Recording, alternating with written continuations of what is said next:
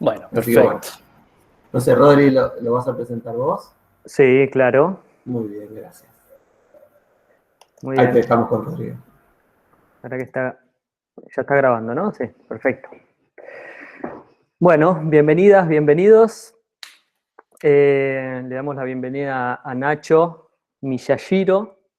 Él es fotógrafo y ¿Qué licenciado tal? en comunicación audiovisual, egresado del Instituto Walter Benjamin y de la Universidad Nacional de San Martín. Y actualmente se desempeña como docente con formación en comunicación y en fotografía. Y dicta materias como publicidad, moda y fotografía de autor. Así que vamos a aprovecharlo, que tiene un trabajo muy interesante y que nos puede ayudar un montón para lo que se viene ahora, de ahora en más en la materia. Así que Nacho, bienvenido.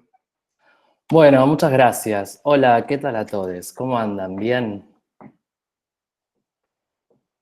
Hagan así con la cabeza, por lo Mudos menos. está, claro. Me encanta. Bueno, un gusto, un placer estar acá, me copa. Yo he pasado por FADU en un momento de mi vida solamente para hacer un CBC, pero tengo re lindos recuerdos de esa comunidad FADU. Me odiaba un poco el viaje, pero era muy lindo cursar ahí. Bueno, les cuento un poquito qué va a suceder hoy en esta breve charla.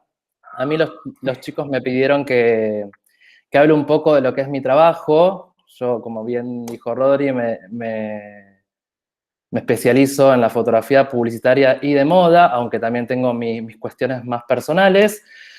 Y un poco era la idea de ver cómo es de un fotógrafo de moda en nuestro país, que no es un dato menor. Ver un poco esta cuestión un poco más rígida de cómo se trata con el cliente, bla, bla, bla, ese tipo de cuestiones. Pero mientras vamos relatando un poco todo este proceso, la idea es irme echando también y hablar un poco de la moda, ¿no? La moda contextualizada en este momento actual. Así que vamos a ir un poco navegando por esos rumbos. Me gustaría a mí me gusta mucho interactuar, porque si no me siento como que estoy dando una especie de stand-up medio raro. Entonces está bueno que podamos interactuar un poquito. Si quieren hacer preguntas, a mí me cortan, yo paro de hablar y lo charlamos, no tengo ningún problema, no hay que esperar hasta el final. Y bueno, eso, ¿sí? Espero que sea productivo. Vamos a arrancar un poquito. Voy a hacer uso de este programita que quizás ya lo practiqué, porque yo con estas cosas nuevas soy terrible. A ver, ventana. A ver, ahí se ve, o sea, se ve, ¿no? Perfecto, Nacho, sí. Ahí está. Espectacular. Bueno, lo único que les voy a pedir, por favor, me dijeron que son todos casi recibidos en diseño gráfico, así que no me critiquen la presentación, porque yo no soy diseñador, y le puse un montón de onda, les juro, si ustedes ven presentaciones en otros momentos de mi vida, y hay chicos y chicas acá que me conocen de otras instituciones, saben de lo que hablo, que son presentaciones totalmente espantosas. Esta por lo menos tiene un colorcito, lo cual ya es un montón. Así que vamos a arrancar un poco. Vamos a arrancar un poco para romper el hielo. A mí me gustaría, como, que fotógrafo de moda, La palabra moda a veces suena un poco como, algunos hasta la tienen cierta rispidez, me imagino. Y me gustaría saber o preguntarles a ustedes, ¿qué piensan que es la moda? Cuando yo le digo, esto está de moda, ¿qué se les viene a la cabeza? Lo que le gusta a la mayoría de un grupo, digamos, a un Ahí porcentaje va. grande. A un porcentaje grande, una masa, ¿no? A los que le gusta una masa. ¿Y qué piensan? ¿Quién maneja esto? Cuando hablamos más de la moda, ¿no? Que tiene que ver con la indumentaria y ese tipo de cuestiones que en un principio parecen medio frívolas y medio superficiales, ¿no? Pero ¿cómo creen que surge esta cuestión de la moda en un determinado momento y en una región en particular? Una cosa podría ser porque, por ejemplo, no sé, una modelo, una influencer, alguien con muchos seguidores en cualquier tipo de ámbito, no sé, se puso este pantalón y de repente, pum, pintó que es moda. pintó que es moda, ¿no? Entonces las grandes marcas, esas marcas de lujo que casi nadie tiene acceso prácticamente, de repente encuentran en algún icono alguna inspiración y ahí se masifica y todos estamos en la misma, ¿no? Un poco es así. Entonces, dicho esto, ¿cómo es tu nombre que contestaste a mi pregunta? Ah, Guillermina. Guille. El fotógrafo de moda, de alguna manera, ¿qué es lo que se encara? Se encara justamente de poner en una imagen, de materializar esto que se genera masivamente a partir de ciertos grupos, ¿no? Yo, a veces va a parecer que hablo muy mal de la moda, pero no es que hablo mal de la moda, porque yo me dedico a este rubro de la fotografía.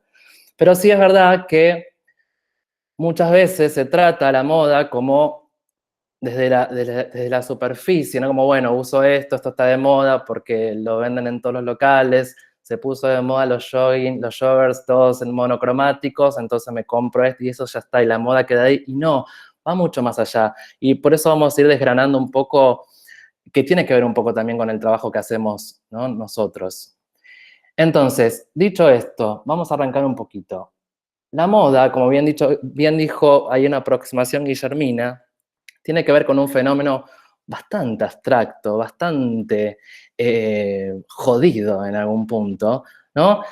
Estos que marcan las tendencias es una palabra que también resuena mucho, ¿no? Las tendencias es estas cosas temporales, que no es que como un poco la materialización de la moda, que la moda también es algo que va mutando constantemente, eso está claro, ¿no? No es lo mismo la moda de los 70, 80, 90, 2000, incluso la moda en la actualidad, ¿sí? Pero así como básicamente podemos decir que mi trabajo, si lo hablamos muy fríamente, muy rígidamente y muy superficialmente, se trata de que, bueno, saco fotos, muestro artículos de moda en este momento, como ropa, indumentaria, cosmética, accesorios, de la forma más creativa y eficaz que se me pueda ocurrir, ¿no? Pero por supuesto, yo vivo en un país que es Argentina, de un lado del mundo que es Occidente, y seguramente sea muy diferente el tratamiento de la moda que yo pueda tener acá que una persona que vive en Tailandia, ¿sí? Simplemente porque tenemos culturas totalmente diferentes, hábitos totalmente diferentes y modos de relacionarnos totalmente diferentes, ¿sí? O sea, hay una relación bastante intrínseca entre la moda y lo que ocurre en el mundo. Y después de esto vamos a hablar un poquito más. ¿Qué más como rol de fotógrafo de moda podemos decir? Es una rama de la fotografía. Sí, ¿alguien dijo algo? No, estornudó. Bueno, sigamos. En el cual, más allá de que quizás mucha gente intenta separarse, ¿no? Pero que requiere de una cuestión, tenemos que saber todo, básicamente. Un fotógrafo de moda tiene que saber de paisajismo, porque si tenemos que hacer una producción en exteriores, tenemos que tener ideas compositivas en cuanto a lo que es el paisaje, tenemos que saber de luz natural, de luz artificial, por supuesto de retrato también, que es parte de la fotografía de moda, y no solamente eso, todo lo que ven ustedes en moda, en una editorial de moda, por ejemplo, agarran una revista, no sé, Harper Bazaar o la revista ID, que son súper conocidas, y ven una editorial, todo eso que ven, todo ese arte que está alrededor de una editorial de moda, sale de algo, tiene cierta inspiración. Entonces, no solamente basta con saber usar la cámara y nada más.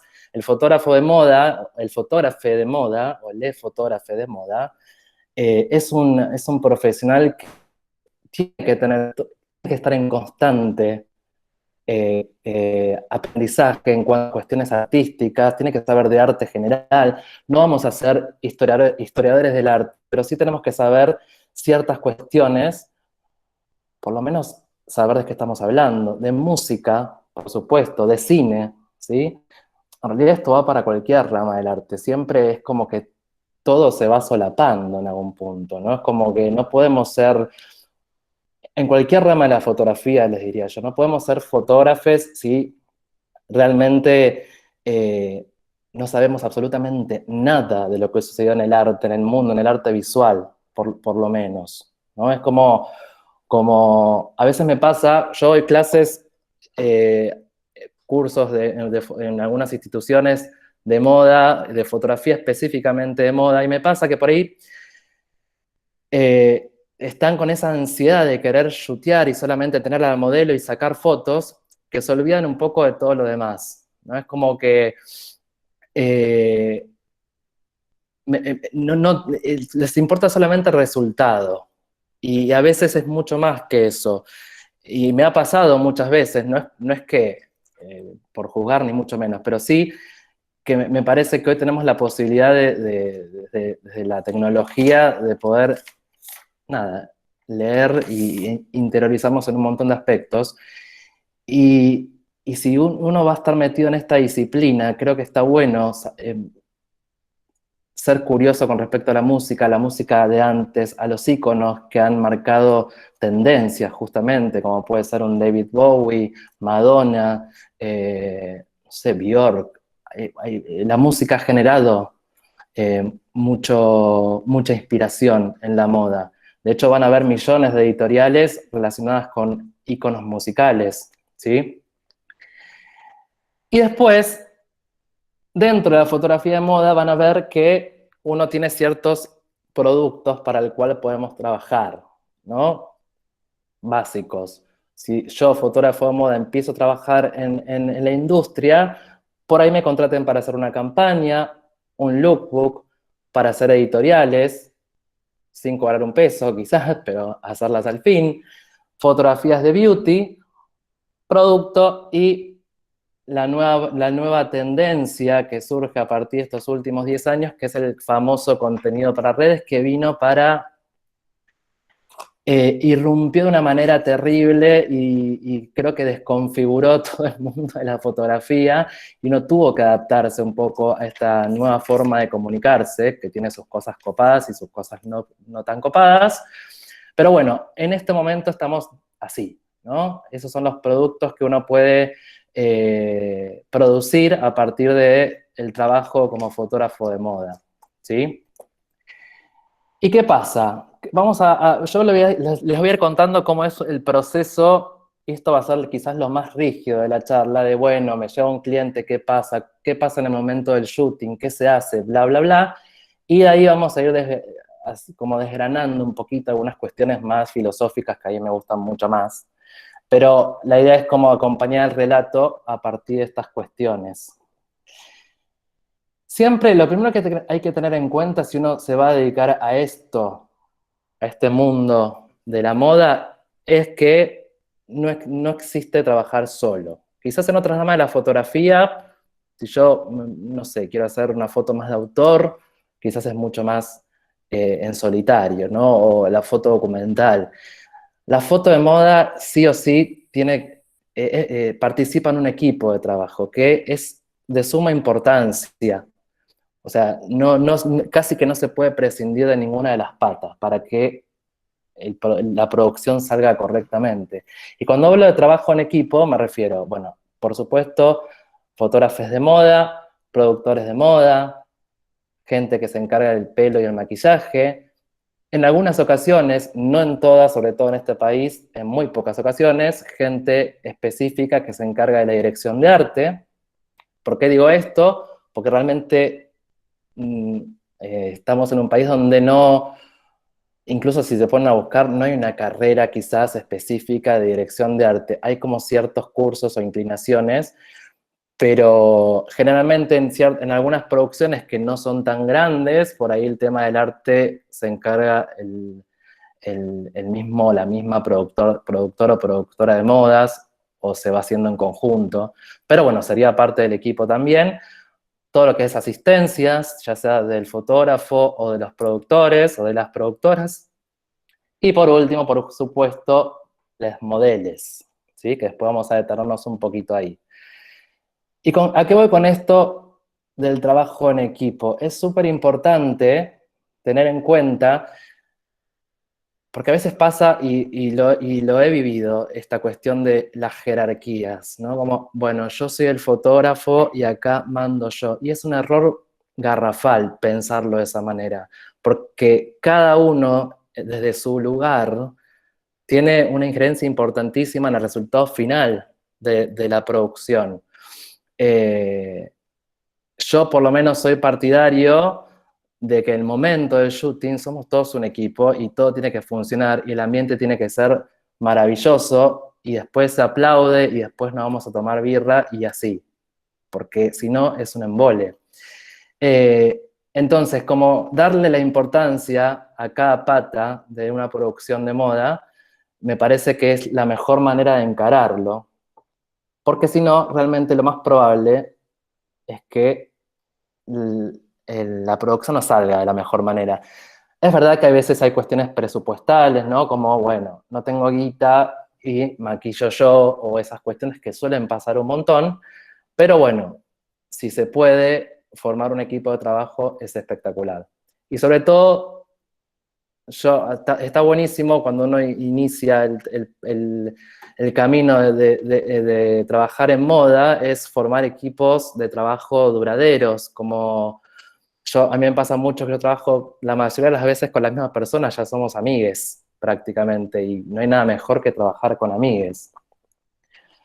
En fin, una vez que tenemos bien en claro esto del trabajo en equipo, vamos a arrancar con qué nos piden, ¿no? ¿Qué nos piden siendo fotógrafos de modas? Lo primero que puede aparecerse es el tema de las editoriales, ¿sí? Las famosas editoriales, que, como su nombre le indica, básicamente que son producciones que uno realiza para una revista. Así, simple y sencillo, ¿sí? ¿Qué diferencia hay con otro tipo de fotografías? Por ejemplo, con una campaña o con un lookbook o con algún otro producto de moda.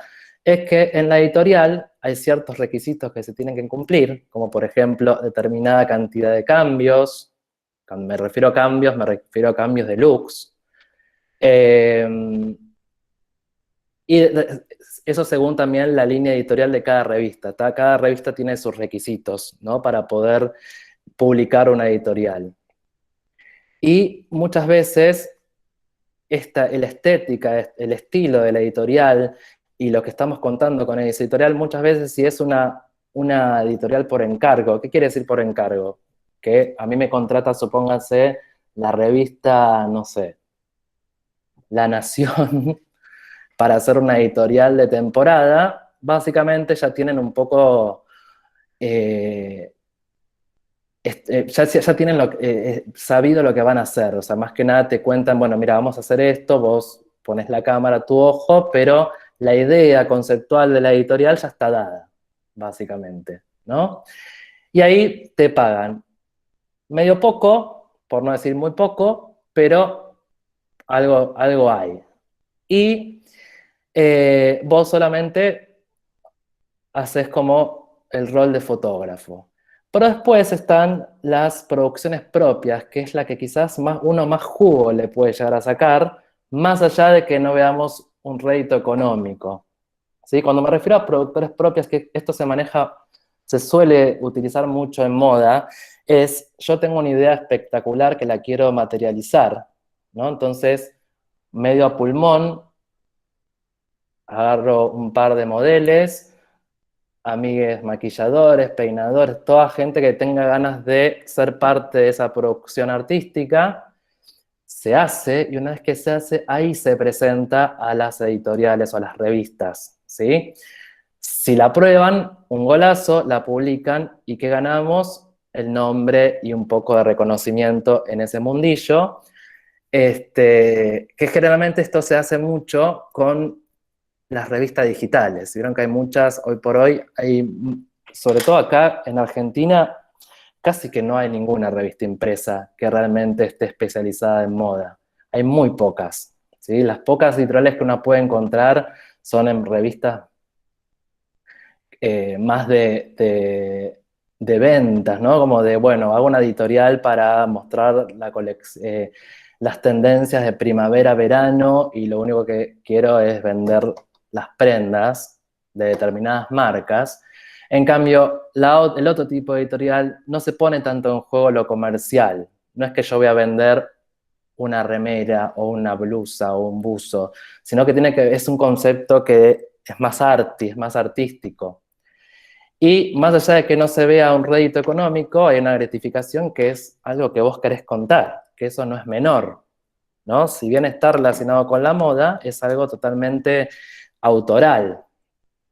¿Qué pasa con esto? Y si bien hay muchas revistas digitales en las cuales uno puede publicar, uno tiene que tener en cuenta a la hora de hacer la editorial, si realmente el objetivo es intentar publicarla, es dónde la vamos a publicar, ¿no? Porque cada revista tiene un estilo diferente, ahí, por ahí haces una editorial que está espectacular y no coincide con el estilo de esa revista, seguramente te la rechacen, por más que esté espectacular. Entonces, quizás está bueno chusmear antes de presentar una editorial hacia dónde va la línea editorial de esa revista digital, por ejemplo, que por ser digital no quiere decir que la calidad sea una mierda. Hay cosas que tienen muchísima calidad en las revistas digitales y tienen muchísima difusión, sobre todo en todo el mundo, ¿sí? No es algo que sea local. Y más que nada es eso, es un poco el reconocimiento. Pero bueno, sepan que el mundo de la editorial y la moda, si ustedes quieren sacar un rédito económico, no lo van a lograr tanto en el mundo editorial. De hecho, es más por amor al arte. ¿Hasta acá alguna duda? Yo tengo una pregunta. Sí. Cuando vos te referiste al principio con respecto a la editorial, que quizás una revista cualquiera te llama para sacar fotos, ¿vos como fotógrafo tenés la suma libertad de cómo querés hacer esas fotos o te dan algún límite o no sé si se entiende mucho mi pregunta? Sí, se entiende. No, no tanto. Si a vos te contratan para realizar una editorial en una revista cuya ya tiene una bajada de línea en particular, vos tenés que amoldarte a esa bajada de línea en particular. No puedes hacer lo que se te cante. Sí aportás tu mirada y todo lo que tiene que ver en el momento del shooting, pero la idea principal ya va hacia un lado, hacia un lugar, ¿no? Vos aceptás o no, básicamente. Claro, perfecto. ¿Sí? Ojo, yo estoy hablando de las revistas que se generan acá. Quizás si uno, en el resto del mundo, que quizás todavía se sigue consumiendo, por ejemplo en Japón, que yo vengo de allá, bueno, no vengo allá, pero tengo esta cara y viene de algún lado y ese lugar es Japón, el consumo de revistas impresas es impresionante. De hecho, vos vas a un local y tienen 50 revistas impresas de moda para comprar. Acá, si vas a un kiosco, no tienen ninguna prácticamente, o son de afuera. Entonces, acá es escaso un poco la editorial por encargo. Hay muy pocas revistas y te diría que son aquellas que quizás uno ni siquiera ve, ¿no? Como por ejemplo la revista de Viva, la revista de diarios, que quizás no tienen tanto de esta cosa más artística que uno pueda aportar. ¿Se entiende esto? Y también es real que generalmente la contratación no es tan copada. Pero donde uno sí puede sacar un mayor rédito económico y donde más puede laburar, quizás es en la parte más comercial que tiene que ver con las marcas, ¿sí? Y ahí entramos en el mundo de las campañas, de las lookbooks, de las fotos para redes y ese tipo de cuestiones que tienen que ver directamente con las marcas. Entonces, a mí me propusieron dar esta charla para que les cuente un poquito este proceso, ¿no? Bueno, me llega un cliente, que hoy por hoy es rarísimo, todavía me cuesta acostumbrarme, pero la mayoría de los presupuestos me los piden por Instagram, lo cual me costó un poco adaptarme a este nuevo escenario porque me parece muy loco que me pidan un presupuesto a través de una plataforma donde la foto se ve con una calidad de mierda total, donde uno no puede... Pero pasa eso, es muy rara vez que hoy por hoy que me contacten por otro lado. Entonces aprendí un poco a amigarme con la situación, ¿no? Y pueden pasar varias cosas dentro de este primer contacto. Primero, pasa mucho y muchos alumnos me preguntan por presupuestos. No me voy a adentrar tanto en esto. Después, si alguno tiene alguna pregunta en particular, lo podemos charlar sin ningún problema. Pero es real. Y les debe pasar a ustedes también, imagino, como diseñadores, ¿no? Los primeros trabajos, ¿qué mierda cobramos? ¿No? Es el primer gran obstáculo que tenemos como profesionales freelancer, me imagino, ¿no? Como, ¿qué podemos cobrar? ¿Soy tan bueno para hacer esto? ¿No soy bueno? Etcétera, etcétera. Ahí aparece el fantasmita de la inseguridad que nos autoboicotea un montón, que al principio cuesta un montón dejarlo de lado también, ¿no?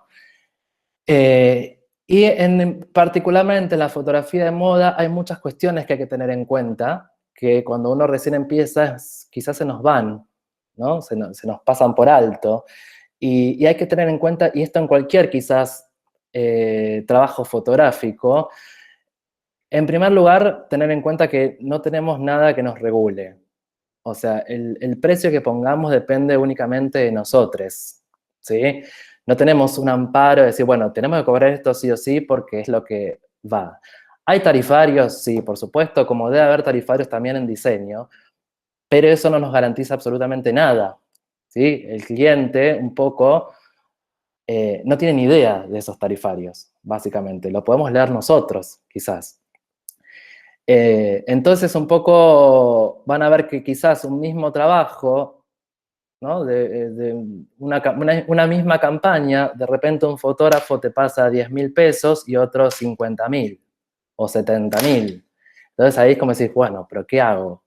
Y ahí esto quizás es la parte más difícil de nuestra profesión, al principio, después uno ya se acostumbra, pero al principio es como cobras poco y de repente gastaste en viático, compraste el Morphy y no sé qué, y te quedaste con la nada misma y decís, pero qué cagada, y seguís editando 500.000 fotos y todo se vuelve turbio.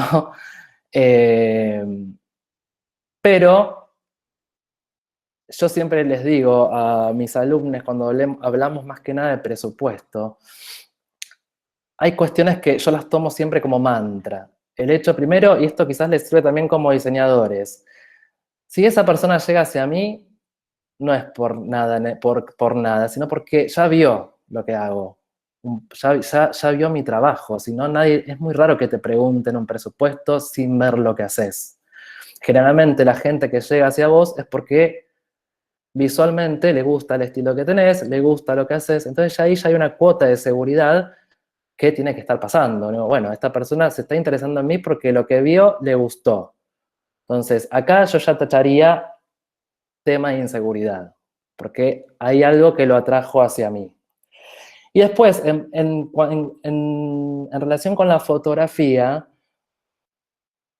que quizás ahí nos diferenciamos un poco al diseño, lamentablemente la fotografía es una profesión, y lo digo lamentablemente porque es real, cualquiera que se dedique a la fotografía me va a sentar con la cabeza, pero para poder trabajar tenemos un gasto, una inversión inicial que es abismal, ¿no?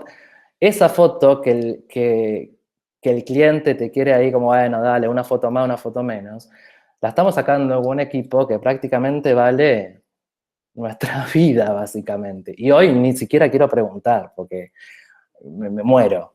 Pero digo, tenemos un gasto de inversión bastante alto como para no tener en cuenta a la hora de presupuestar una jornada de laburo.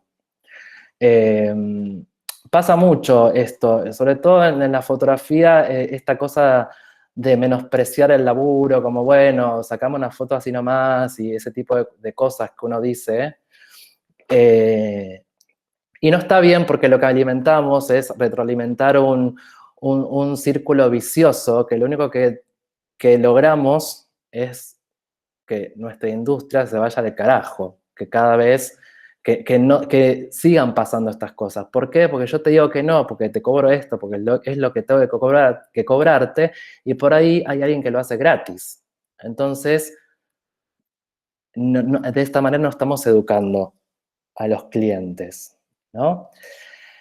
En fin, dicho esto, después si hay preguntas puntuales, presupuestales, lo podemos charlar sin ningún problema. Una vez que sorteamos esta cuestión de autoboicot, viene el primer contacto con el cliente, ¿no? Y acá tenemos que identificar con quién estamos hablando, ¿sí? Y esto va para cualquier rubro, creo yo, pero es como, ¿quién me está hablando? ¿Me está hablando Coca-Cola o me está hablando un microemprendedor que recién está empezando? Por más que sea el mismo laburo que yo tenga que hacer, la forma de presupuestar es diferente. Y ahí queda en cada uno de ustedes si decide hacerlo o no. Pero uno tiene que investigar o saber, en primera instancia, poder identificar quién te está preguntando o quién se está acercando a vos para pedirte un presupuesto. Una vez que tenemos en claro eso, por eso acá esta división de clientes es medio general, pero sirve un poco como para entender, bueno, es un cliente que tiene millones de locales en el país, que tiene una producción enorme de mercadería, o es un cliente que tiene un showroom que recién abrió, que tiene 5 prendas nada más. Entonces, en base a eso, uno tiene que empezar a personalizar cada cliente. Muchas veces los clientes ni siquiera tienen en claro qué es lo que quieren. Antes, cuando yo empecé a laburar, era mucho más fácil la distinción, ¿no? Es como, bueno, quiero fotos de campaña. Ok, en mi cabeza ya estaba la situación de, bueno, son pocas fotos, porque la campaña es el producto más importante de las marcas, ¿no? Es como, bueno, 10, 12, 15 fotos estamos, son aquellas fotos que después van a vestir el local, que van a estar en la vía pública, en las revistas, ¿sí? Es como la esencia de la marca, de alguna manera, el espíritu de la marca para esa temporada. Y la diferencia estaba como más, se notaba mucho más, esta cosa de esto es una campaña, esto es un lookbook y esto es fotos para e-commerce, ¿no? Como que estaba mucho más dividido. Con la llegada de las redes sociales, esto empezó a transformarse un montón. Porque, por un lado,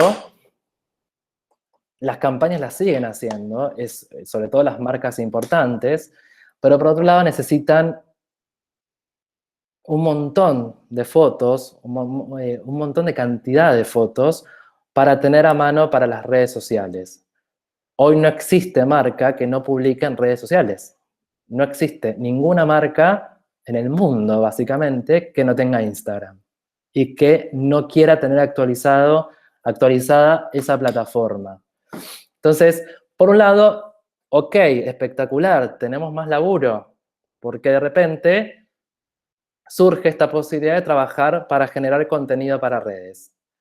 Por otro lado, se transforma un montón la forma de comunicar y la forma de laburar. Cuando antes por ahí lo máximo que hacíamos eran 12, 15 fotos bien producidas, ahora de repente los presupuestos pasan a ser 100, 150 fotos. Y al principio a mí me pasaba como, ¿qué? ¿Cómo? ¿Cuánto tarda en editar 100 fotos?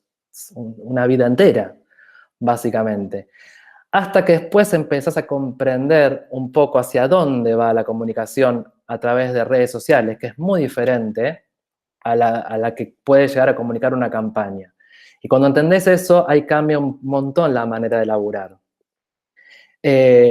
Vamos a ver un poquito estas diferencias a modo más visual. Las campañas son los típicos productos en moda que se presentan por temporada, el famoso primavera, verano, otoño, invierno, etcétera, etcétera, etcétera, ¿sí? Y generalmente son donde ahí las marcas ponen más guita, ¿no?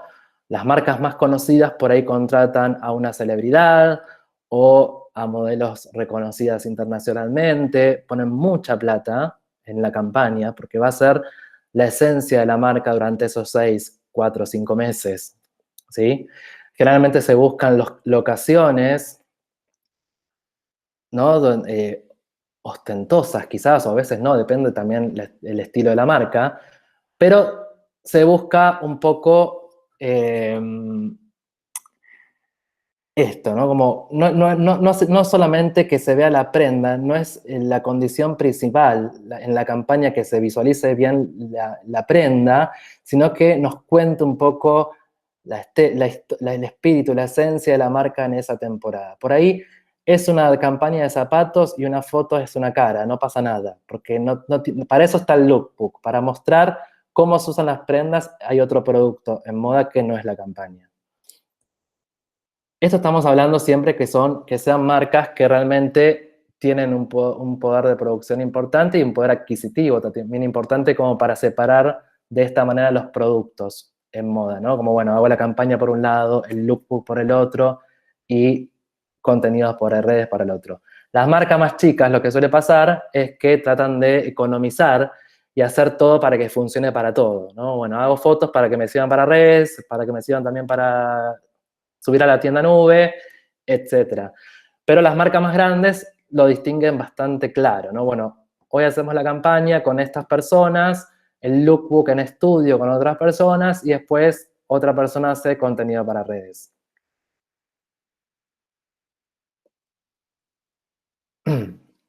¿Alguna duda hasta aquí?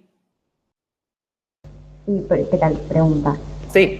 Y en esa diferencia entre campaña, redes y lookbook, además de que puede cambiar el modelo y obviamente como la estética, etcétera, porque capaz el lookbook es un poco más limpio, hay como diferencias muy claras en relación a,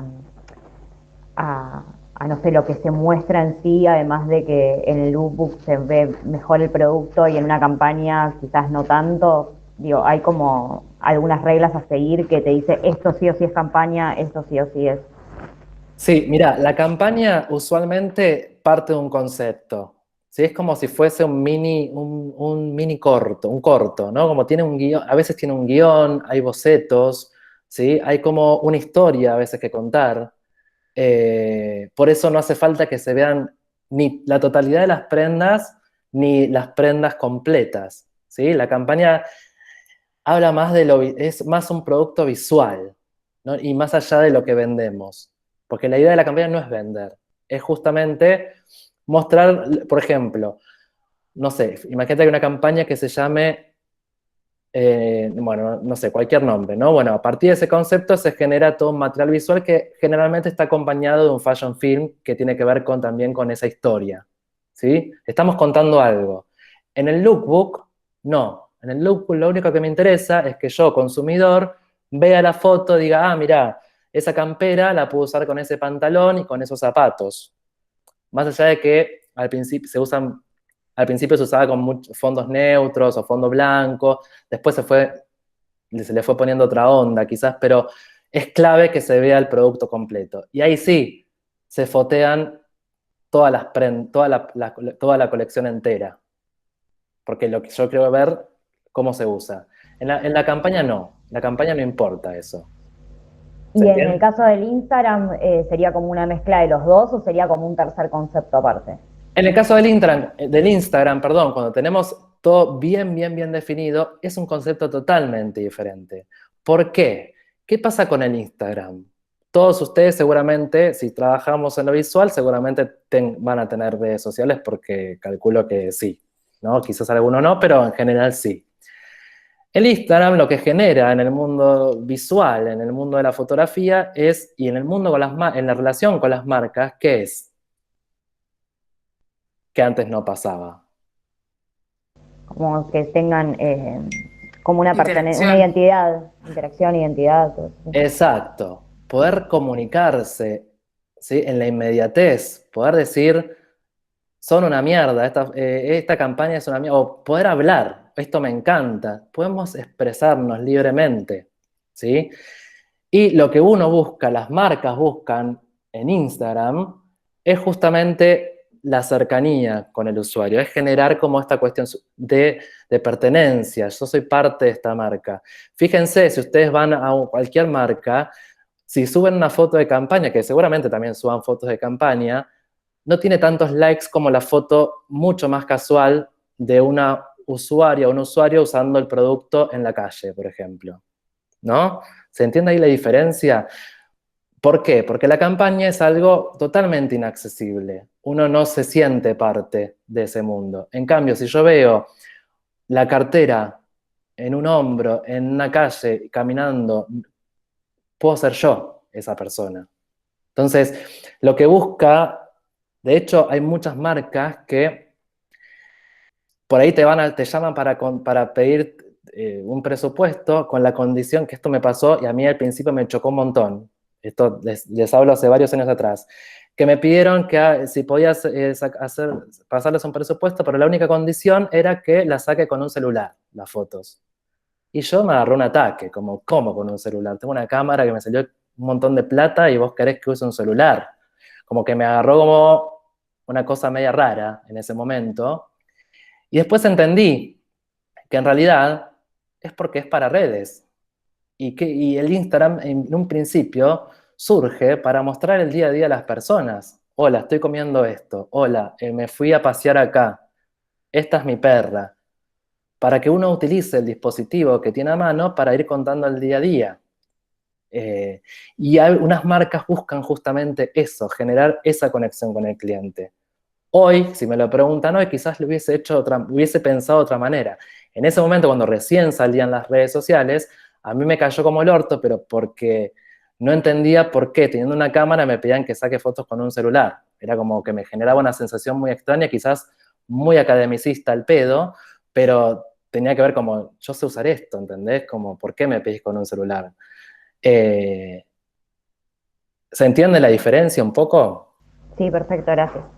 Igual, hablamos de marcas que están consolidadas, hablamos de marcas que tienen un gran caudal de producción y que pueden destinar realmente dinero para una campaña con todos los lujos, un lookbook aparte y luego contenidos para redes.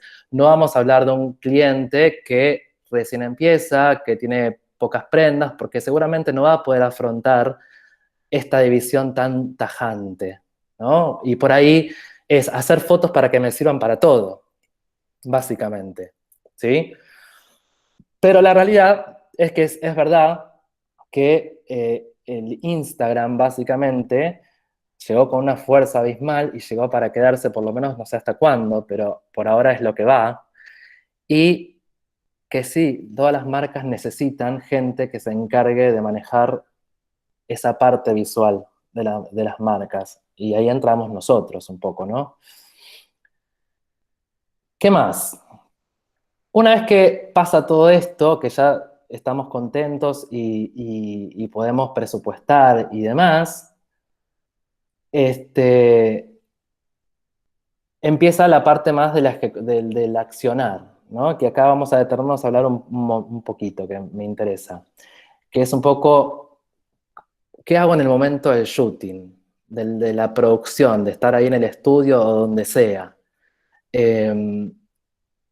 Y voy a hablar un poquito de lo que es la dirección. A mí me pasa, por la experiencia que tengo como docente, que manejar la cámara es, dentro de todo, bastante sencillo. Una vez que uno naturaliza un montón de cuestiones que tienen que ver con, es como manejar un auto, ¿no? Aprendo a manejar un auto, después todo lo más difícil viene después. Un poco con la cámara pasa lo mismo, ¿no? Sé manejar la cámara, ok.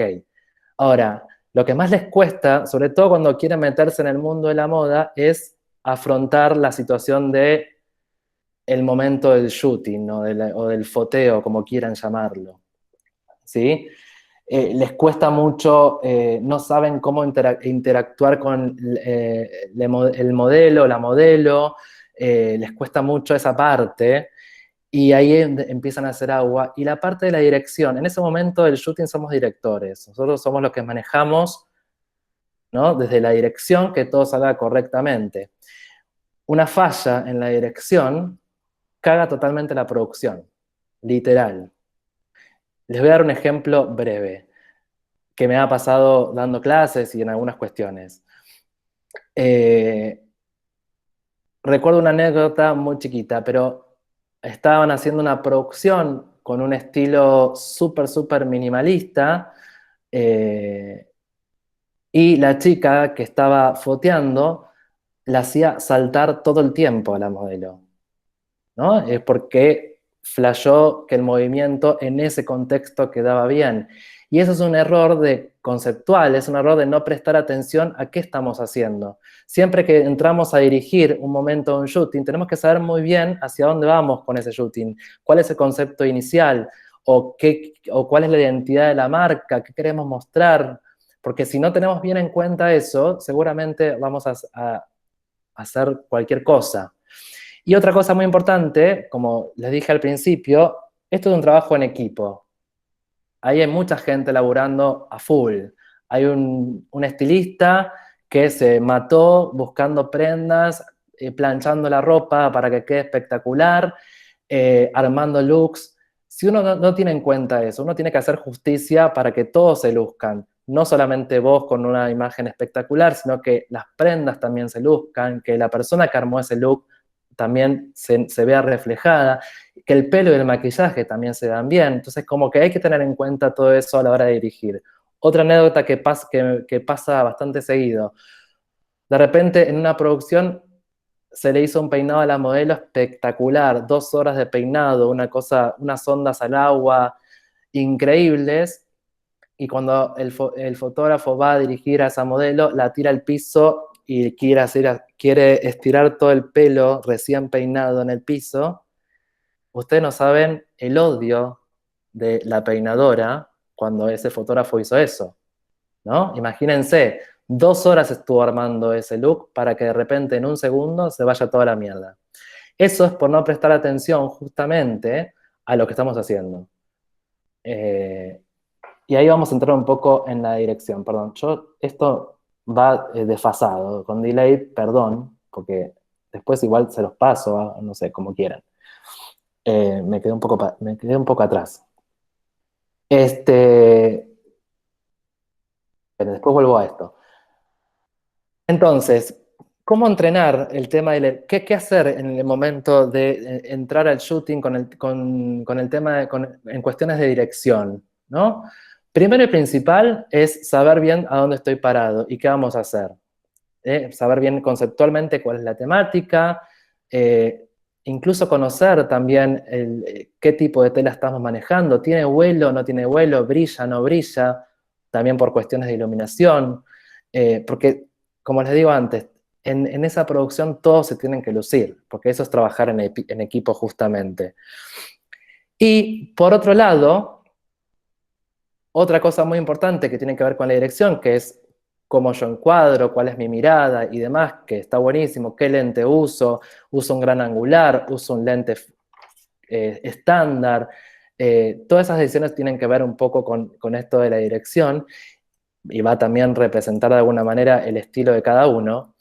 Y hay algo que sí está sucediendo en la moda, que se empezaron un poco a desdibujar aquellos límites que nos enseñaban cuando éramos más jóvenes, a mí por lo menos, ustedes no, pero cuando uno arrancaba a estudiar fotografía era, este corte no, este plano no va, como muy tajante, era, ¿no? Como, esto se hace, esto no se hace, esto está mal.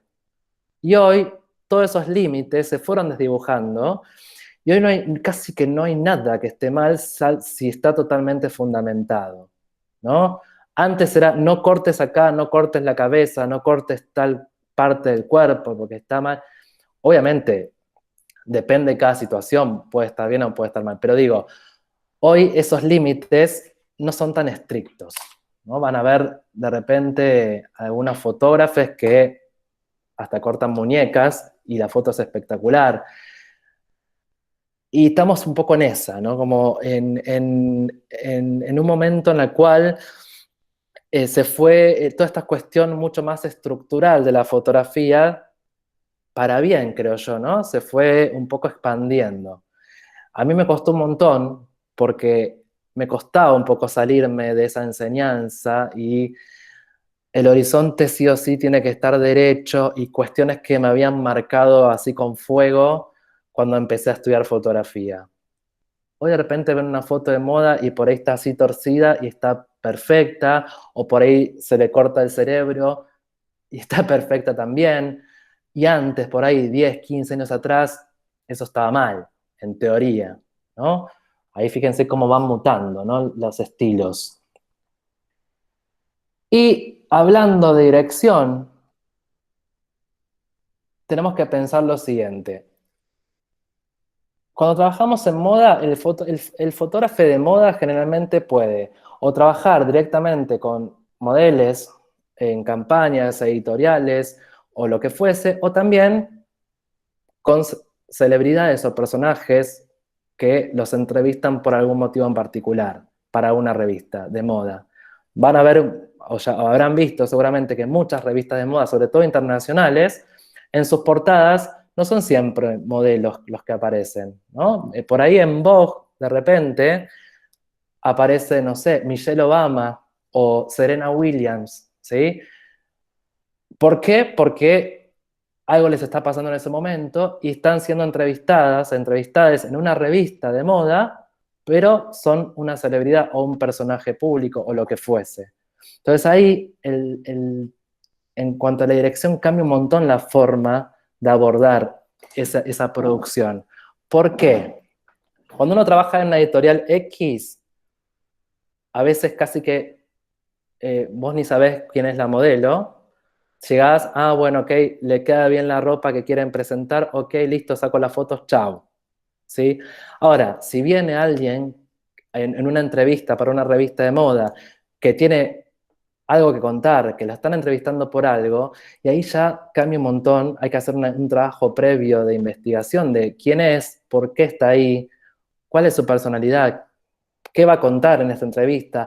La están entrevistando, más allá de que sea una editorial de moda, porque si está en una revista de moda, seguramente el tratamiento, el equipo de trabajo va a ser el mismo. Va a haber un estilista, va a haber un maquillador, va a haber un peinador, el equipo es el mismo, pero si está en una portada de una revista, es seguramente porque algo le está pasando en ese momento. Y nosotros tenemos que tener muy en claro eso. Seguramente si a Michelle Obama salió en una revista de moda en la portada es porque se acercaban las elecciones. Seguramente si Serena Williams salió en la portada de Vogue es porque seguramente habrá ganado su 45 Grand Slam, no lo sé. Entonces, cuando dirigimos esa editorial, tenemos que tener muy en claro que estamos hablando con una persona, que estamos fotografiando a una persona que tiene una entrevista detrás. Y esas fotos que hagamos, y por eso es muy importante en ese momento la dirección, tiene que ser coherente con lo que ella va a decir o lo que él va a decir en ese momento. ¿Se entiende esto? Sí, perfecto. ¿Sí? Porque les va a pasar muchas veces que por ahí no solamente van a trabajar con modelos y ya, sino que por ahí de repente tienen que, no sé, sacar unas fotos para la revista Planeta Urbano a, no sé, un actor. Entonces, la forma de dirigir no va a ser la misma. Hay actores aparte que tienen muy en claro cómo quieren mostrarse, la personalidad, ¿no? Y eso tiene que verse reflejado en la foto, si no es una foto que no ha sido exitosa y de hecho quizás no lo llamen más. Después hay una cuestión también que a veces pasa mucho cuando uno todavía tiene poca calle, que es el tema de bueno, ok, tengo esto en la cabeza, ya tengo muy en claro lo que quiero hacer con la foto, ya estudié el concepto, la idea conceptual y voy por este lado. Ahora, a la manera, cuando empiezo a comunicar, como el Ortiz. ¿Por qué? Porque quizás estoy nervioso o lo que fuese. Y no hay nada peor que no haya una buena comunicación entre la persona que estamos fotografiando y nosotros, ¿sí? Cuando me refiero a esto a mí me da risa mucho ciertas cuestiones de dirección cuando veo así que shootings, que una, por ejemplo, que me da risa, no es que me cago de risa, me río por dentro, pero es bueno, ahora jugar con las manos. ¿Qué es eso? ¿Cómo se juega con las manos? ¿No? Y puede ser que a veces nos toque alguien que por ahí son las primeras fotos que hace, y quizás no tiene todavía esa cancha, ¿no? Si nosotros no estamos duchos para poder guiar y dirigir a esa persona, primero que vamos a tardar 3 horas más de lo que deberíamos y quizás no nos quede la foto que queremos. Entonces hay que ser claros, hay que sacarse un poco la vergüenza y transmitir las cosas con claridad Y si vemos que no sale, no es paso otra. Si yo tengo algo en la cabeza y no está saliendo, lo digo de otra manera, lo imito yo, pero no dejo eso que tengo en la cabeza porque ya está, bueno, no salió, paso otra cosa, ¿no? Como que si veo que con la palabra no soy claro, a veces me pasa que yo por ahí digo cosas y no me entienden, entonces, bueno, me pongo a actuar un poco yo, hasta que sale lo que tengo en la cabeza, ¿no? Eso es un poco en cuanto a la dirección, que parece un tema menor, pero para mí es una de las patas más importantes para lograr el éxito de una buena producción. ¿Hasta acá dudas?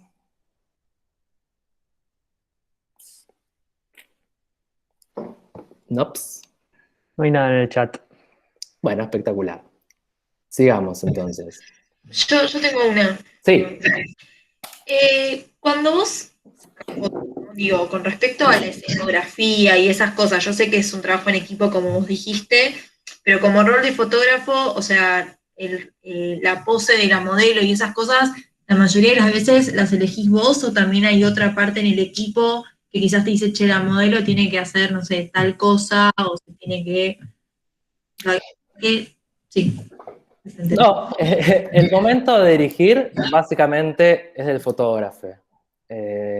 Pero muchas veces hay cosas que uno no ve, porque uno está con la cámara.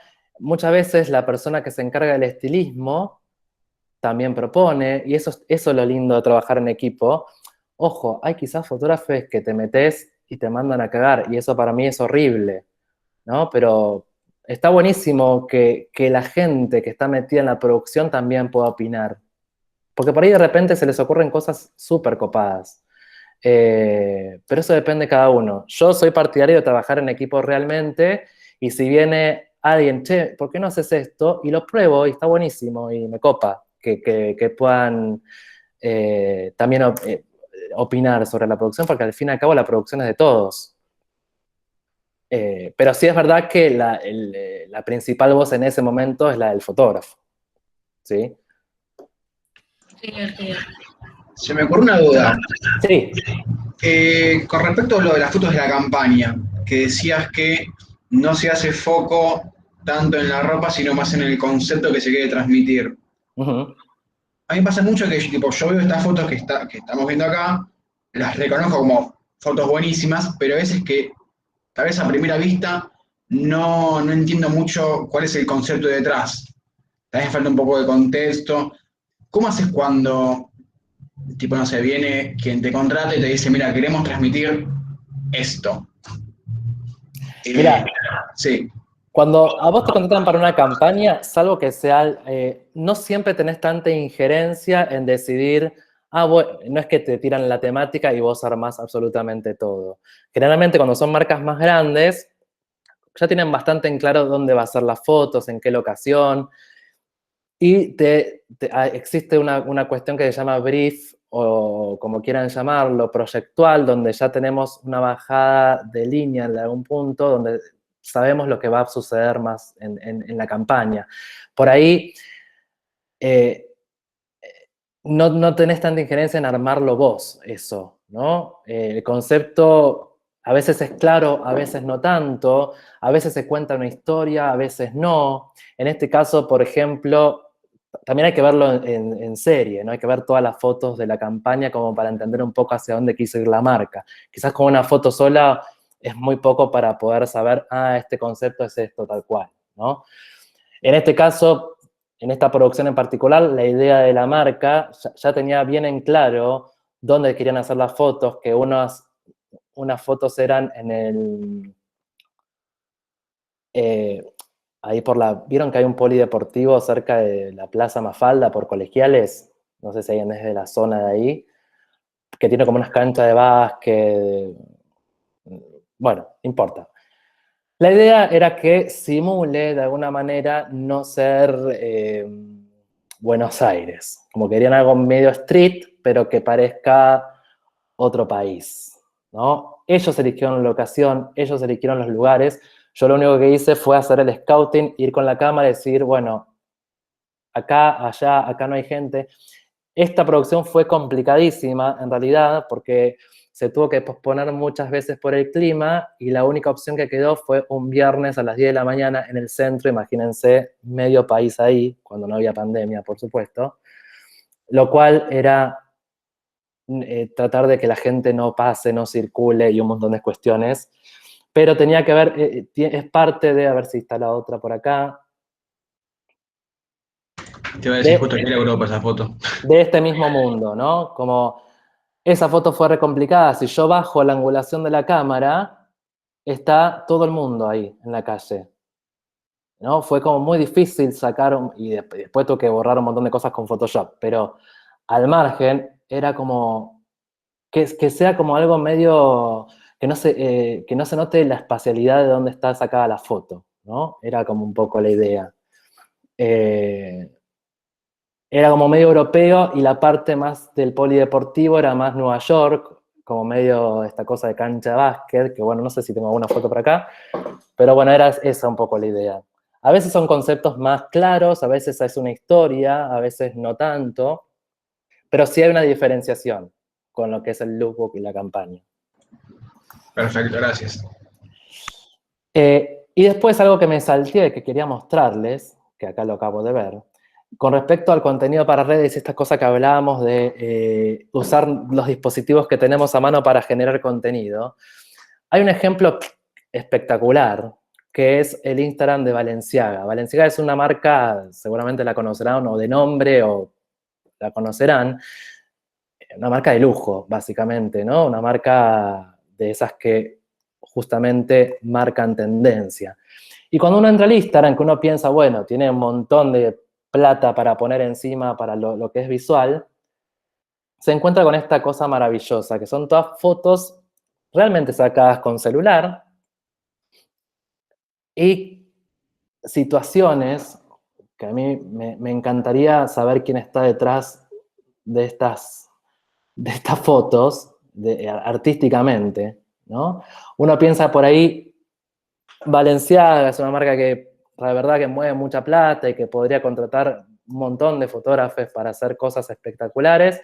Sin embargo, decide en sus redes sociales subir este tipo de contenido. ¿Ustedes qué piensan de esto cuando ven un Instagram de estas características, por ejemplo? Fíjense que son todas fotos bastante caseras, ¿no? Entonces entré como que la misma gente que compra la ropa saca la foto, entonces como más cercano. Es como más cercano, además apunta de alguna manera, y ojo, esto después empezó a usarse un montón, vieron que la moda es así un poco, es repetición. Bueno, esto funciona y después de repente hay plagios por todos lados, pero hacen cosas que más allá de que parezcan totalmente caseras, quizás desde lo que es la ejecución puede ser casera porque es con un celular y sin mucha pretensión, hay una idea creativa detrás de las fotos. No es que sacamos así nomás cualquier cosa random y ya está, ¿no? Entren después al Instagram de Valenciaga porque hay cosas que a mí me parecen espectaculares. Y está todo el tiempo, todos los días hay una foto nueva. Y me parece que entendés un montón hacia dónde va realmente esta manera de comunicar, ¿no? Como que entendés un montón que hoy por hoy es súper válido quizás de repente generar contenido para una plataforma como lo es Instagram de esta manera. Genera mucho más cercanía. Bien, sigamos un poquito más. Hablando de un poco el tema de la dirección y cómo manejamos los cuerpos y demás, hay un caso de un fotógrafo que es muy famoso hoy por hoy, que marcó tendencias y que está un poco de moda, que se llama Jürgen Teller, no sé si lo ubican.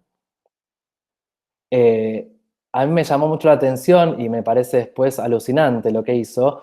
Él apareció en un momento en el mundillo de la moda para romper absolutamente con todos los cánones establecidos en la moda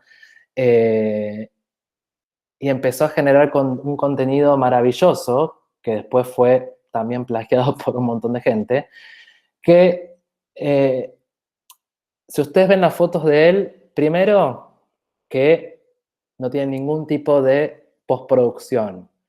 Y después van a ver que la forma de dirigir esas poses medias hasta ridículas, súper personales, ¿no? Al principio parece que es, ¿cómo puedo hacer esto? Y después terminás amándolo, no sé, como genera una cosa muy rara. Fíjense en estas campañas. Esta foto particularmente. Esa foto es una campaña para Marc Jacobs, que es una marca de afuera. La actriz que ven ahí tirada, uno piensa a veces, ese corte quizás yo no me animaría a hacerlo jamás, o ese ángulo, ¿no? Donde acortamos un montón las piernas y demás, quizás uno tiende generalmente cuando trabaja en moda a hacerlo de otra manera, y sin embargo él va y te saca esa foto, con esos brazos cortados, esas piernas así cortitas, y funciona un montón.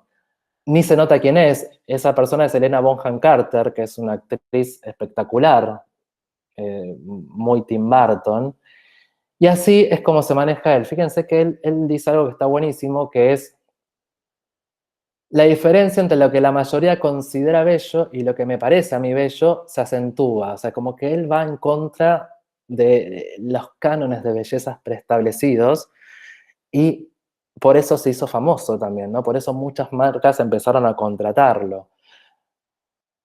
Con esa iluminación también que es como bastante sobreexpuesta, un flashazo sobreexpuesto.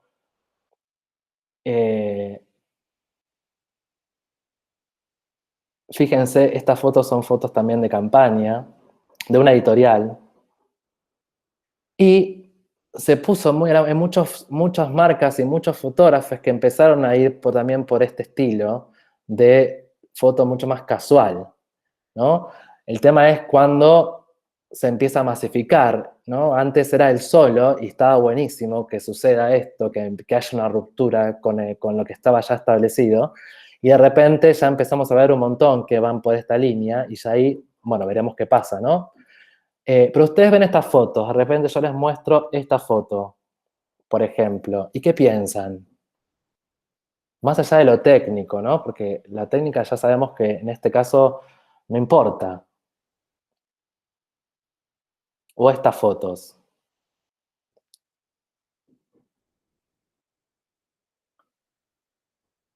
¿Qué les genera?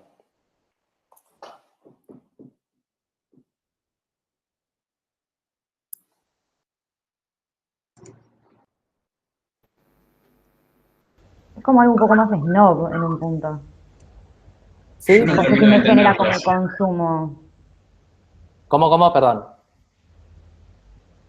No No, entendí. que me da como algo más snob, Sí, y después... ir consumir, y después hablo sobre que no me genera como ese consumo que me genera capaz una imagen, de decir, ay, mirá esta remera, sino como que la imagen en sí me da como que, me llama más la imagen que el producto, quizás. Ok, perfecto. ¿Y qué más? ¿Alguien más dijo algo? Yo no termino de entender, tipo, bueno, otra vez lo que preguntaba antes, el concepto, por ejemplo, ¿por qué Adam Sandler abajo a la derecha en el supermercado? O, qué sé yo, o ¿por qué la foto de la cama solar de la izquierda? ¿Por qué? ¿Y por qué no? ¿No? Es como, no le importa a ¿Pero qué él. las ancla? Nada, porque a él no le importa nada. Él rompe justamente con todo eso preestablecido y con todo lo que ya veníamos absorbiendo con respecto a la moda, que hay cosas que se tienen que hacer de determinada manera. Justamente aparece un chabón que de repente se caga en todo lo que estaba pasando. Cuando digo se caga de verdad, porque hay un montón de cuestiones que antes por ahí, mismo a mí me pasa. Yo si tengo que hacer una foto, van a ver fotos de Jürgen Teller que cosas a mí que me agarran como medio tox, que están todas torcidas, que el piso se va para un lado, ¿no? Yo lo primero que hago siempre es enderezar la foto, porque, bueno, no sé, porque no soy Jürgen Teller, justamente porque hay un Jürgen Teller solamente en el mundo. O, por ejemplo, los enchufes, van a ver que él no borra absolutamente nada. Y me parece espectacular. Es como que no le importa, ¿no? Obviamente debe haber un concepto detrás. Esta es una editorial que salió así, tal cual, que retrató a varios famosos o celebridades de Estados Unidos, algunos son más conocidos que otros, y fíjense que apela mucho un poco al humor, ¿no? Es como esta cosa, un poco lo que veíamos en Balenciaga en algún punto, ¿no? Esta cosa como medio humorística. Eh, a veces, justamente, esa parte conceptual, a él, no sé, le pintó, según a quién está retratando. Eh, no tiene mucho... Sí, Yo creo también que lo bueno de esto es que él identidad también. Entonces, si bien las fotos no tienen mucho que ver cada una, todo eso en sí forma un concepto y la identidad que tiene él. Entonces, tal cual, sí, sí, sí, sí, eso coincido plenamente. De hecho, él tiene como, no solamente estos trabajos, él es muy, la verdad que se hizo muy famoso en el mundo de la moda, hay muchas marcas que lo han contratado para sus campañas, obviamente ya sabiendo que él va a hacer, va a tener este estilo de fotografía, pero también ha hecho muchos trabajos personales, y si ustedes ven sus trabajos personales, es esto, es como más de lo mismo, digamos. Y entonces ahí entendés como un poco toda su forma de pensar, ¿no? Y él hace lo que le parece que le copa y que está bien. Y a veces eso está buenísimo porque genera rupturas que de otra manera quizás si uno sigue la línea de, bueno, la moda es esto, para entrar tengo que hacer esto, quizás no genera nunca ninguna ruptura como lo generó Jürgen Teller, ¿no? Eh, Investíguenlo un poco más. Yo les traje un recorte de pocas producciones, eh, porque tiene una identidad y una estética muy propia y muy marcada, y está buenísimo analizar, está buenísimo de ver todo lo que hace. Para mí es como un vicio, porque justamente es diferente a todo lo que podemos llegar a ver, ¿sí? Bien, ¿alguna duda más con respecto a esto?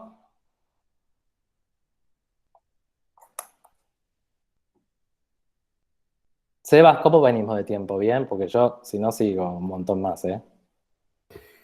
Estamos bien, está súper interesante. Si querés seguir un cachito más, podemos.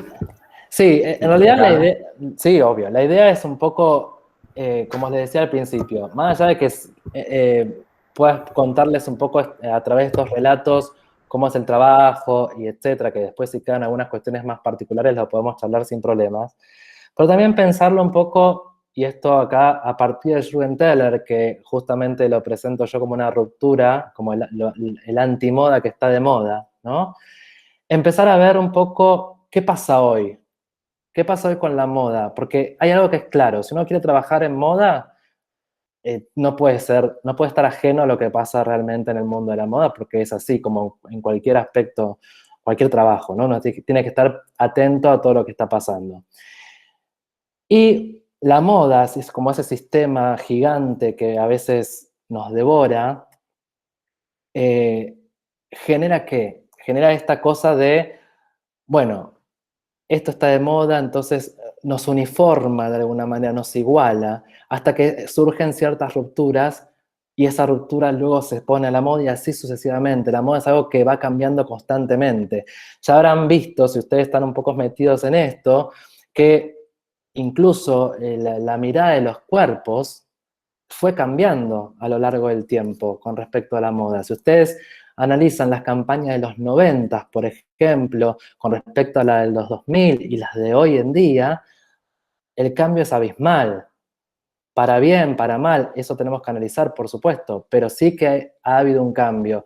Hubo un momento, hace no muchos años atrás, 10, 15 años atrás, que se puso de moda quizás el tema de lo andrógino y empezaron a estar de moda los modelos súper delgados. Cuando en los 90, cuando uno recuerda los modelos de los 90 y nombrando, no sé, a Cindy Crawford, Claudia Schiffer, Naomi Campbell, eran otro tipo de cuerpos. Y hoy incluso estamos en otros momentos parados. ¿Ustedes en qué creen que estamos parados con respecto a la moda hoy en cuanto a las identidades, a las nuevas identidades? ¿Qué está pasando hoy en la industria de la moda, en las campañas que podemos llegar a ver, en los desfiles? Que los cuerpos ya no tienen que ser perfectos como antes, que capaz que era como que tenías que entrar en un molde sí o sí. Empieza a haber una apertura, ¿no? Empieza a haber una apertura en relación a los cuerpos, que eso se empieza a ver incluso de repente que una marca como Calvin Klein use para su gráfica en la calle a una chica trans, eso 20, 25 años atrás no sucedía ni en pedo, ¿no? Entonces, lo que queda por analizar, por supuesto que esto es para un debate muchísimo más largo, pero sí me gustaría charlarlo brevemente. Estamos en un momento de la industria de la moda y del mundo, donde hay muchas luchas sociales que empezaron a florecer mucho más que antes, de que se hicieron mucho más visibles, ya sea por las redes ayudaron o no, no importa, pero es verdad que la disidencia, lo disidente, el transfeminismo, las nuevas identidades, nuevas corporalidades, empezaron a romper un poco con esa hegemonía reinante que era totalmente heterosexual, eurocentrista, blanca, ¿sí? Ahora, ¿qué pasa con esto? ¿Cómo empiezan las marcas a apropiarse de ciertas subculturas, ¿no? Fíjense que, por ejemplo, el movimiento queer, que siempre estuvo al margen, de repente ahora está en el mainstream como nunca antes, ¿no? ¿Eso es bueno? ¿Eso es malo? ¿Qué piensan ustedes? ¿Qué influencia tiene hoy para la sociedad, digo, ¿no? Que de repente Calvin Klein ponga a esta chica trans, que ahora les muestro la foto, en una campaña. ¿Ustedes piensan en la moda que puede haber activismo en la moda o no? Yo creo que sí, totalmente, porque tal vez antes mirabas alguna publicidad o algo así y no te sentías identificado o identificada. Y ahora, al haber como más diversidad, como pusieron en el chat, es como que te sentís un poco más cerca del modelo o la modelo. Perfecto. Buenísimo. Y después, ¿cómo es tu nombre? Jessica. Jessica. Bueno, como decía Jessica, hay una cosa que uno empieza a sentirse más identificado, que antes por ahí no sucedía, porque uno veía a las modelos como algo de otro planeta, básicamente, totalmente alejado de la realidad, ¿no? Sí, ¿alguien iba a hablar? No. Sí, a ver. Sí, No, yo creo que también esto que decís está buenísimo con respecto a los cuerpos, porque obviamente antes ni se veía, y también un poco con respecto al retoque, porque antes hasta se le editaba a la modelo que era la porcelana, la famosa piel de porcelana. Yo creo que eso también, justamente está de moda todo lo contrario. Exacto, un poco más también lo real. Mismo vos hablaste mucho con respecto a las redes sociales, que quizás es de lo más visto ahora, que tiene que ser quizás más lo cotidiano, y justamente también en los cuerpos, porque por más que la modelo esté sacada con el celular, si tiene el cuerpo perfectito, uno no sé si siempre se va a sentir identificado con eso. Totalmente, totalmente.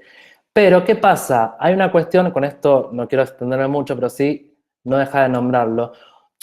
No sé, yo que me gusta mucho estudiar historia también, de contextualizar un montón de cosas, es real que la moda siempre se retroalimentó de las subculturas, como de alguna manera para convertirlas en el discurso oficial, de alguna manera. Eso pasó con el punk en los 70. Cuando digo subculturas o contraculturas me refiero a aquellas que van en contra o que se diferencian del movimiento hegemónico vigente en ese momento.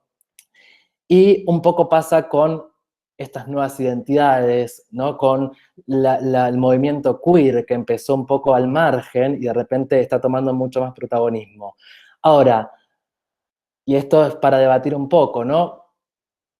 ¿Qué le genera, por ejemplo, que Dior saque una remera que diga todos tenemos que ser feministas? ¿Qué transparente es ese proceso? ¿O qué hay detrás de eso? ¿Es un pinkwashing? ¿O realmente es algo que ayuda a la sociedad a concientizarse sobre ciertos temas? Yo siento que es bastante igual que les sirve. Digo, yo siento que hay como una cuota de caretaje también en eso, porque el mundo va hacia ahí, entonces vamos a darle esto al mundo para que nos consuma, porque si no, nos cancela, ponele, con esta política del cancelar. Está bien, es muy difícil cancelar a Dior, ¿no? Pero sí, como, no sé si todas las marcas realmente lo llevan porque realmente quieren llevar ese mensaje, sino porque saben que ese mensaje hoy en día vende. Claro, es como algo más... De tendencia, lo que hablaban al principio. Sin embargo, bueno, como dice Lucía, lo bueno es que por lo menos esa representación o esos temas están en boca de todos por una cosa o por otra, pero se termina visibilizando y bueno, puede estar bueno. A veces se maneja mal, pero sin embargo tiene sus cosas buenas. Ok, perfecto. Fíjense acá, por ejemplo, bueno, este es el afiche que les comentaba, la gráfica de la campaña de Calvin Klein. Esa es Shari Jones, ella subió una foto llorando cuando vio su gráfica en la vía pública en Nueva York. Ella es una chica trans, que obviamente esto es algo que puede suceder hoy.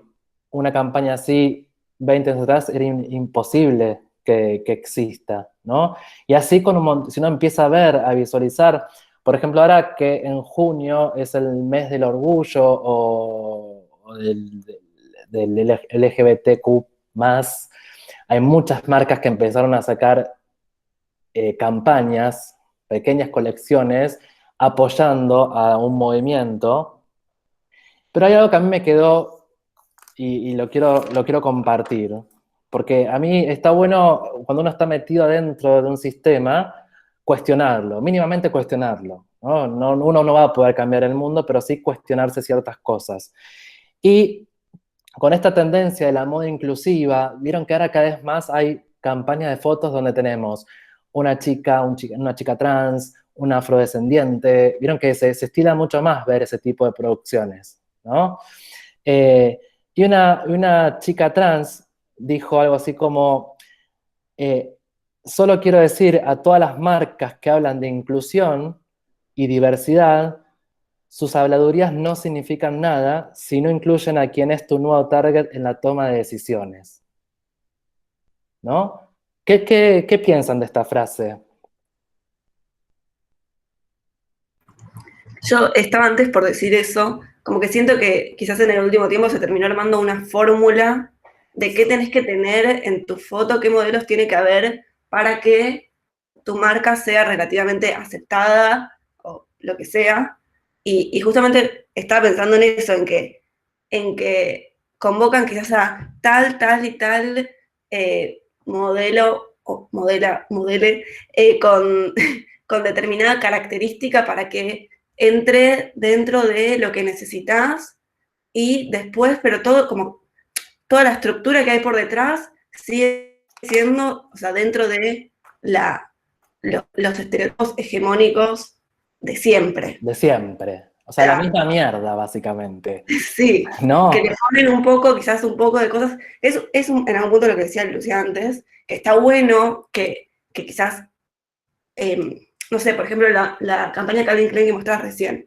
Está buenísimo que haya una piba con todas estas características que en otro momento era imposible de pensar en el medio de la vía pública, en un cartel que es enorme y da un montón de visibilización, pero siento que en algún punto es como esto de qué fórmula en este momento funciona y qué factores hay que tener para que vean que somos re progres y re inclusivos.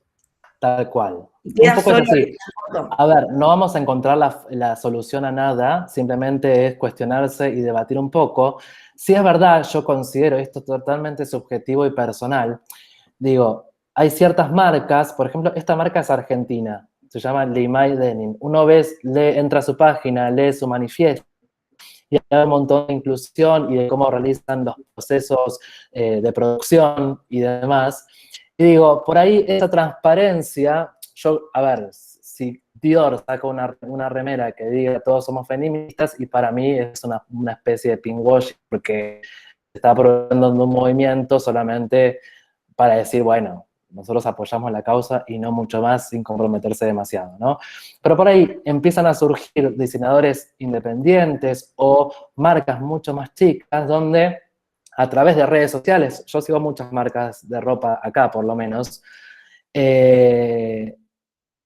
empieza a haber como más transparencia en los procesos y quizás ahí empieza a haber un poco más de validez con respecto a la moda inclusiva real, ¿no? Es como a veces, qué sé yo veo esta foto y veo, sí, hay una chica trans, un chico, hay como una comunidad LGBT, pero no sé si me genera un activismo real, ¿no? Es como, bueno, es como que lo veo como algo más de marketinero que otra cosa.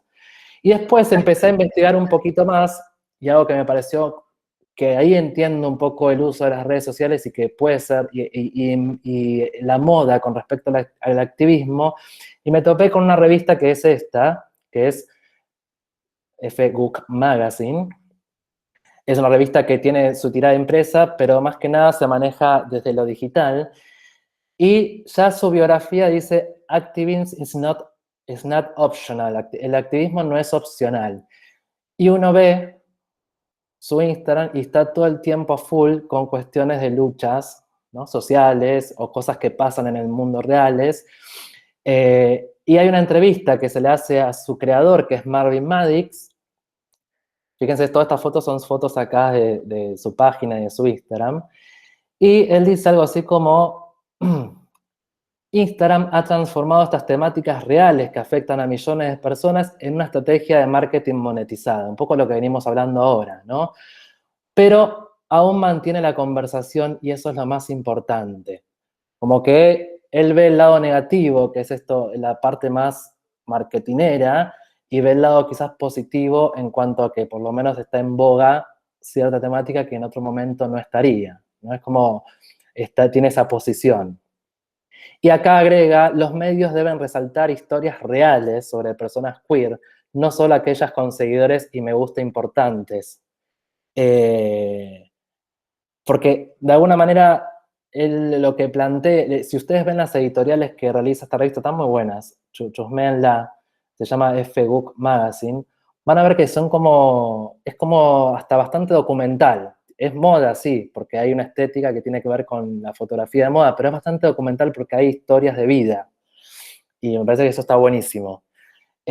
Nada, esto da para debatir un montón, y me parece que es súper importante que se debata, sobre todo cuando estamos metidos en el medio, que se cuestionen sobre todo ciertas cosas, ciertas credibilidades, y también que uno también como consumidor, porque yo también soy consumidor, empiece a como a, ¿no? a fijarse ciertas cosas, ciertos procesos, donde ahí creo que se puede notar más la transparencia que en esas marcas que dirigen todo, ¿no?